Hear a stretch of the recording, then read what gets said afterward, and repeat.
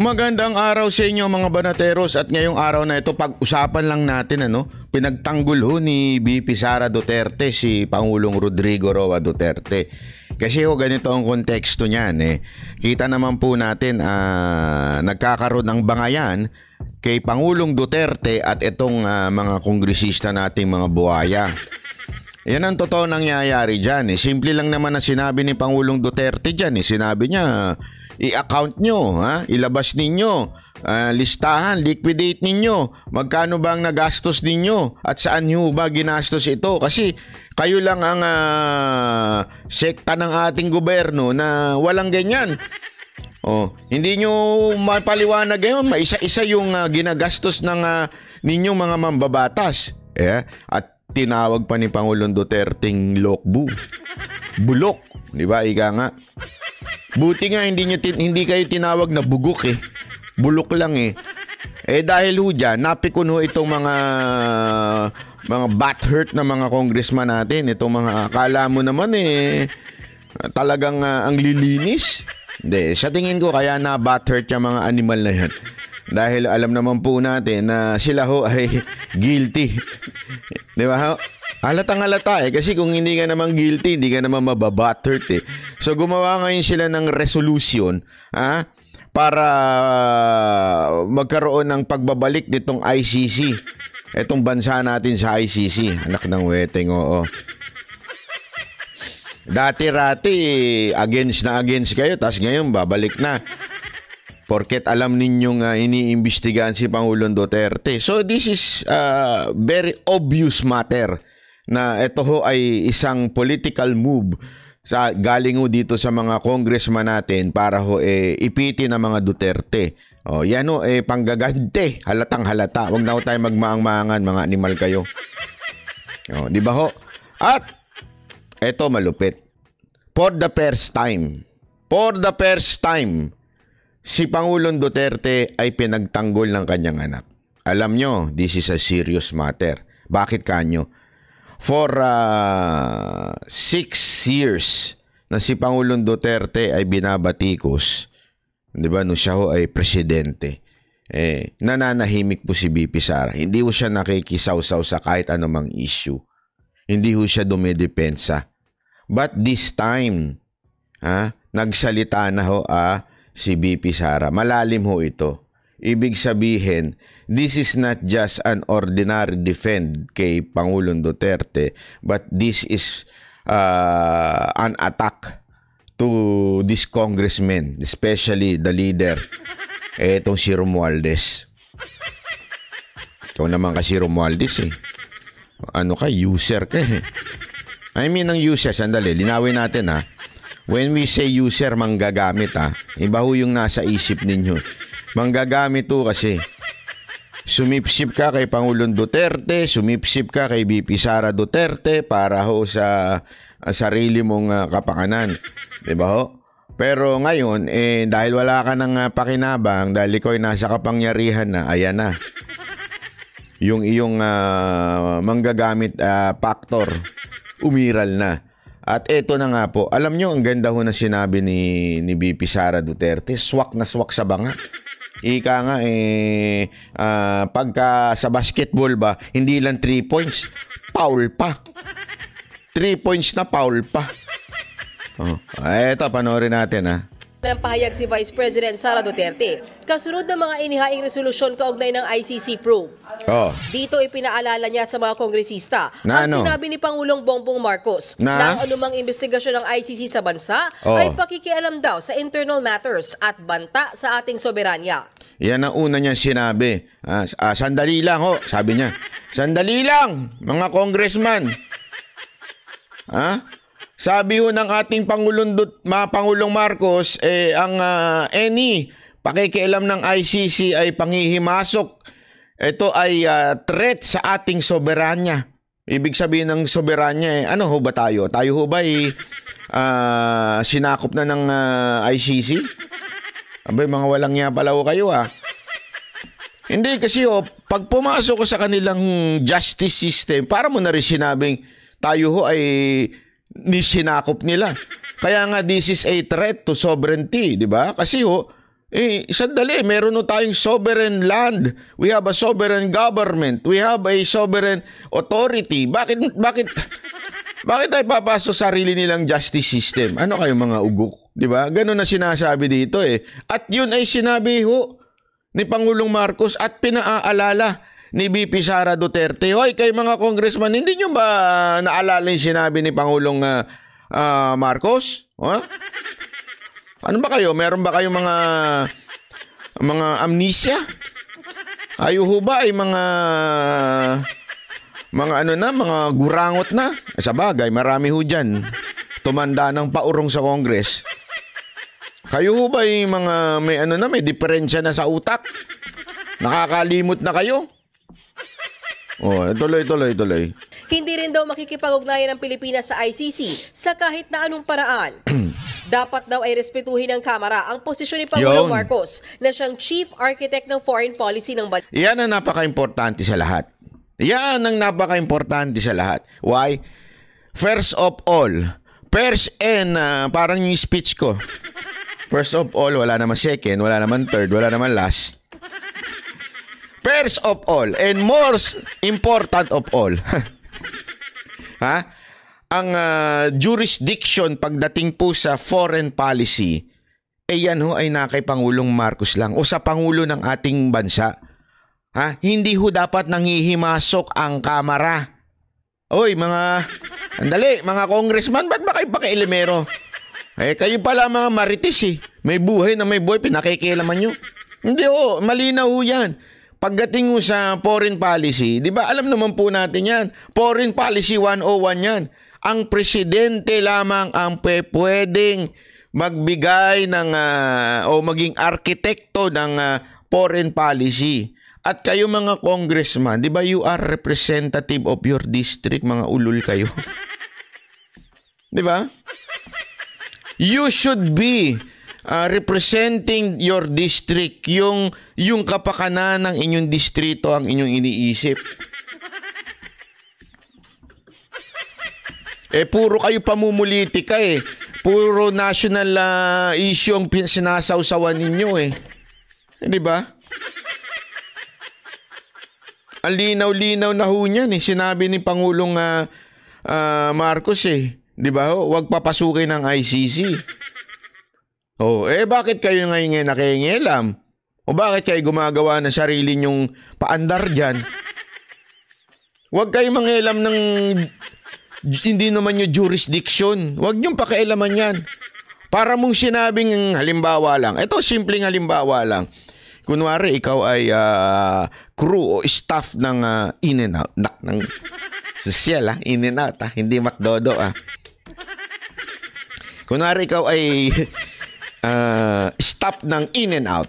Tapos pupunta ka ngayon sa Jollibee. Sabi mo dun sa manager ng Jollibee, alam nyo, hindi maganda patakaran nyo dito Bakit masyadong mura ang Chicken Joy nyo? Tsaka bakit kayo nagbebenta ng Chicken Joy? Dapat burger lang. Hindi nyo pwede sabihin yun, di ba? Bakit? Hindi mo jurisdiction yung animal ka. In-N-Out ka lang manager eh. Wag kang pakialamero, di ba? Ano ka eh? Marites ka na. Pakites ka pa. Anong pakites? Pakialamero ka. Hayop ka. Ganon din ho dito sa Kamara. Hindi ho dapat nyo pinakikialaman ang trabaho ng presidente. Ano ba kayo? Para nyo naman sinasabing walang silbi yung presidente natin sa ginagawa nyong yan. Kayo talaga, oo. Kayo namamahiya sa Pangulo natin eh. Dapat pala kayo ang tawaging anti-Marcos eh. Ang pagpayag daw sa ICC prosecutors na mag-imbestiga ay hindi lamang unconstitutional, kundi pangmamaliit din daw sa ating legal institutions. Yan ang totoo. Pangmamaliit yan. Para nyo sinasabi yung mga judge natin dito, bobo. Yung may abogado akong kilala, bobo. Pero yung mga judge natin, grabe yung pinag-aralan yan. Tsaka ang kanila mga dinaanang matitinding pagsubok sa buhay. Tapos sasabihin nyo, hindi, papasukin na lang natin yung ibang justice, mga ganun. Baka ipusta ko sa inyo, mas matatalino pa yung mga judge natin kaysa dyan sa mga yan. Dagdag pa ni VP Sara, huwag daw sanang insultuhin at bigyan ng kahihiyan ng ating mga hukuman. Yan ang totoo. It's an insult. It is an insult to our judge, to our justice system. Hindi kasi simple lang naman. Napakasimple. Mamaya papakita ko sa inyo yan din ang sinabi, latest na sinabi ni Marcos. Napakasimple lang ho. We have a working system here. Kaya nga tingnan nyo si Dilima eh. Pambihirang buhay ere, oo. Diba? Bakit ho? Hindi isipin nyo, sa totoo lang. Alam naman po natin talagang totoo dun eh. Huwag na tayo magmangmaangan eh. Huwag na tayo magmangmangan. Nung panahon na siya ay DOJ Secretary, may nangyayaring lutuan sa loob. Kaya lang, because of the justice system in our land, in our country, at nag-atrasan itong mga witness, nagkaroon ho ng pagbabago, di ba? Nagkaroon ho ng small change, pero sa tingin ko it will be a big change. Kaya ganyan na nangyari kay Dilima. So anong lang simpleng ibig sabihin nun? There is a functioning justice system. Wala hong masasabi mong pagmamanipula dito. Ako naniniwala ako na patas pa rin naman po yung mga judge. Kaya lang talagang nag-atrasan ho yung mga witness. Yun ang problema. The judge will always depend on the evidences, at lalo na yung mga witness, napaka-importante nun. Diba? Alam naman mag-imbento sila ng sarili nila. So doon pa lang, kitang-kita mo na that the justice system is working no matter what political party you are. Diba? Ganun talaga eh. Wala tayong magawa. Ganun eh. Sa pagpapakita sa mundo na tayo ay naniniwala na mga dayuhan lang ang may tayong abilidad na magbigay ng katarungan sa Pilipinas. Nauna nang sinabi ni Attorney Harry Roque, dating tagapagsalita ni former President Duterte, na tila katakataka raw kung bakit umuusad na sa Kamara ang mga resolusyong sumusuporta sa ICC investigation. Naniniwala rin siya si House Speaker Martin Romualdez ang nasa likod umano ng pag-atake sa pamilya. Obvious ba? Alam mo dyan sa Kamara, mga ano lang yan, mga dilapwit lang yan sa mga Speaker, kay Romualdez. Hindi naman gagalaw yung mga animal na yan nang hindi walang basbas na nasa ibabaw. Ganyan, alam nyo, wag na kayo mga congressman, wag na po kayo magpaka-hipokrito ah. Hindi naman talaga kayo gumagalaw nang hindi binabasbasa ng leader nyo eh. Bakit kanyo? Siyempre.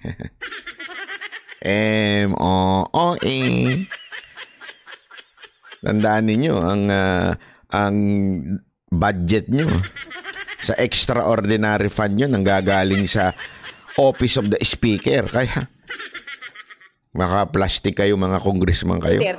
Animal kayo talaga. I have to say that it is my belief that House Speaker Romualdez is out to get the Duterte. I believe that too.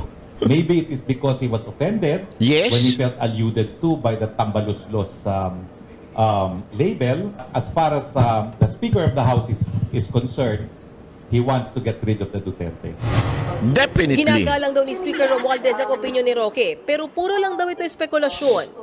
Our good friend, former Secretary Harry Roque, must have thoughts that, well, he has got... Gusto nyo ng ganyang presidente? His ideas, we respect his thoughts and opinions, but they're not accurate. So I'll just put it at that, and there's nothing to it. A lot of speculation, but none of that is true. Tungkol naman plastic, ano?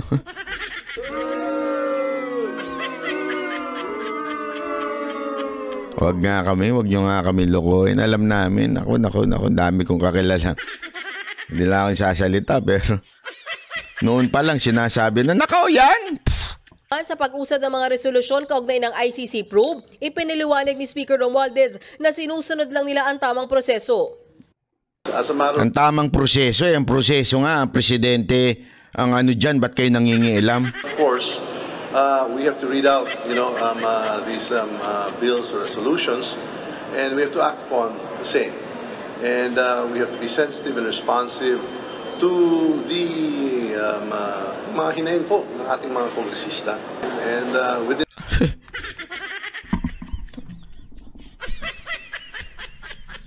we have to be responsive sa hinaing ng mga kongresista. Hayop. Ang lupit nyo. Di ba dapat hinaing ng taong bayan? Hinaing ng mga distrito ninyo ang inyong inaatupag dyan? Nang wewe, oo. Hinaing ng mga kongresista, anak. Mga iyakin pala yung mga animal na kongresista na yan eh. Hoy, bakit kayo mga iyakin, ha? Hinaing daw ninyo pambira kayo, oh. Pambira kayo mga congressman, oo. Ang tatanda nyo na, yung hinaing nyo pa inaatupag. Pambira, oo. the talk context, no, of the current events, and that's where we leave it.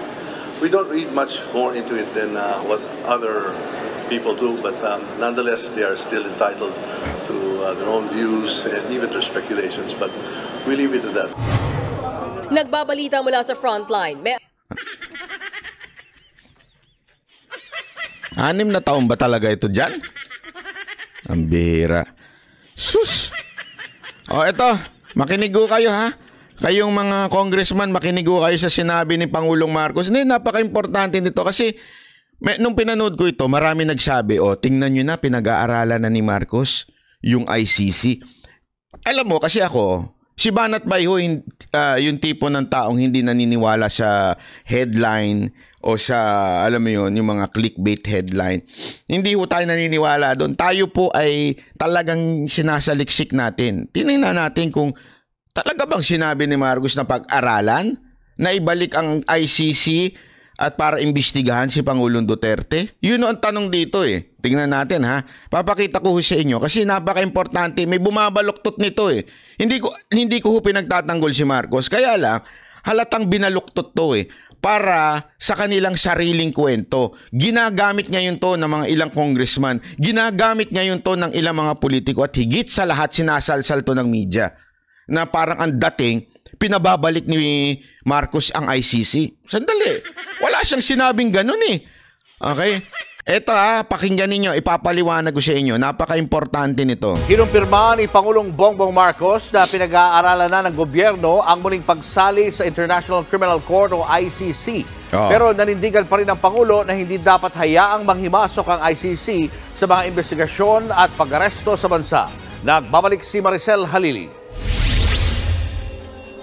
May tugon na si Pangulong Bongbong Marcos sa mga resolusyon sa Kamara na nanghihikayat sa gobyerno na makipagtulungan sa International Criminal Court o ICC para yan sa investigasyon nito sa posibleng crimes against humanity ng war on drugs ni dating Pangulong Rodrigo Duterte. Sabi ni PBBM, wala namang kakaiba sa resolusyon. Inihayag lang daw ng mga kongresista ang kanilang saloobin na baka panahon na para makipag-ugnayang muli ang Pilipinas sa ICC. Pero giit ng Pangulo, simple lang para sa akin. Pero giit ng Pangulo, ito yung kanyang position. Okay? Pagdating sa pag-iimbestiga ng ICC kay Pangulong o yun sa war on drugs.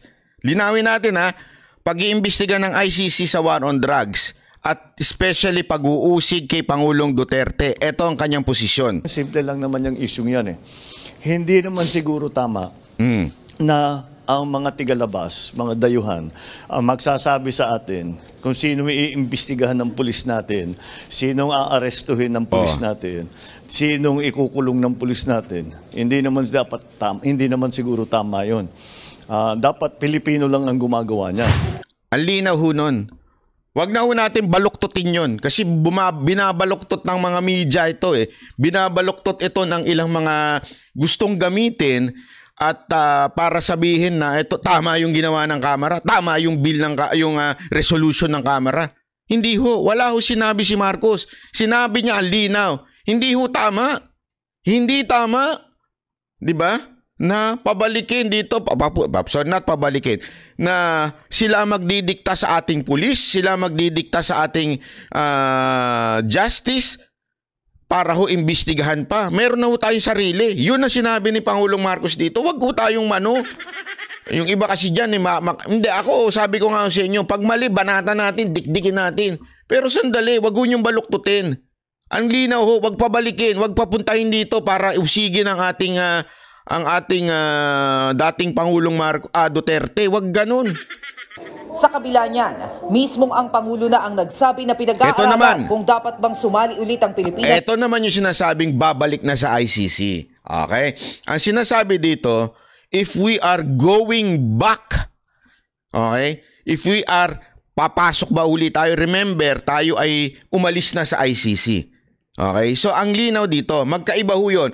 Sinabi ni Marcos, pagdating sa para imbestigahan ang ating war on drugs, sandali, hindi naman tama yun. Pero para tayo ay sumali uli, okay, yun ay pag-aralan. Pero, eto may pero. Sa Rome Statute o kasunduan na nagtatag sa ICC. Noong March 2019, opisyal na kumalas ang Pilipinas sa ICC. There is also a question, should we return under the fold of the ICC? So that's again under study.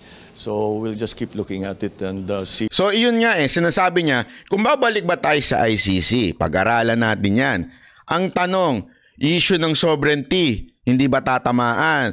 Issue ng jurisdiction, hindi ba tatamaan? Yan yung sinasabi ni Marcos na pag-aralan. Kasi linawin natin, kasi iba mga ugok dyan, ginagamit ito at sinasabing ginagamit na lisensya ito para hayaan na natin ang ICC. Kasi sabi ni Marcos, pabayaan na natin, bumalik tayo sa ICC. Mali ho yun. That's misquote of sinabi ni Marcos. Huwag nyo hong gamitin yun kasi alam ko na mangyayari dito Sasalsalin to ng media, sasalsalin to ng ilang mga politiko, sasabihin nila, pumayag na si Marcos, pabalikin ng ICC, usigin si Duterte.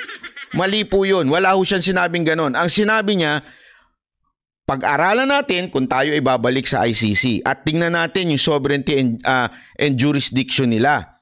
Kasi hindi naman pwedeng mangingialam sila sa jurisdiction natin, sa judge natin. Hindi sila pwedeng makialam doon. Okay?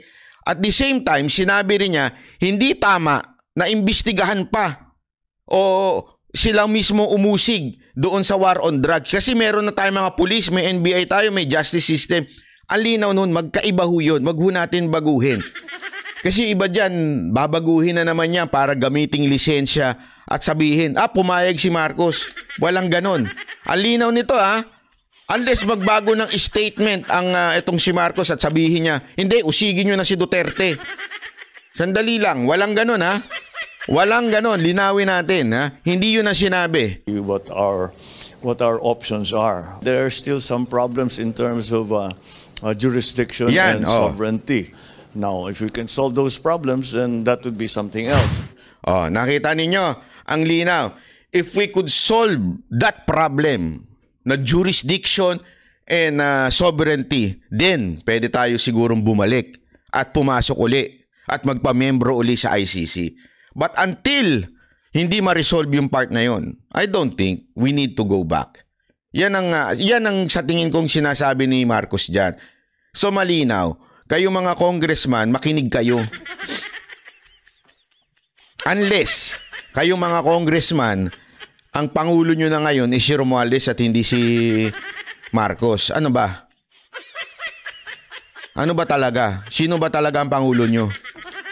Pabago-bago kayo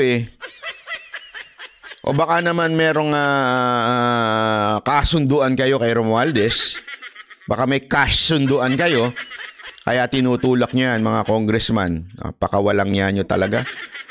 Mapaka-greedy nyo. Ang laki na nga ng extraordinary pan nyo. Gusto nyo pang madagdagan?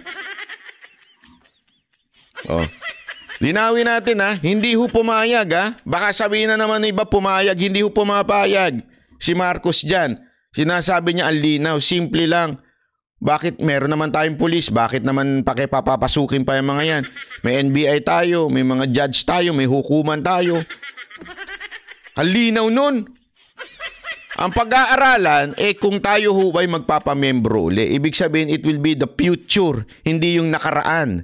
Ito kasing una, yung nakaraan na pinag-usapan. Hindi tama na makialam sila.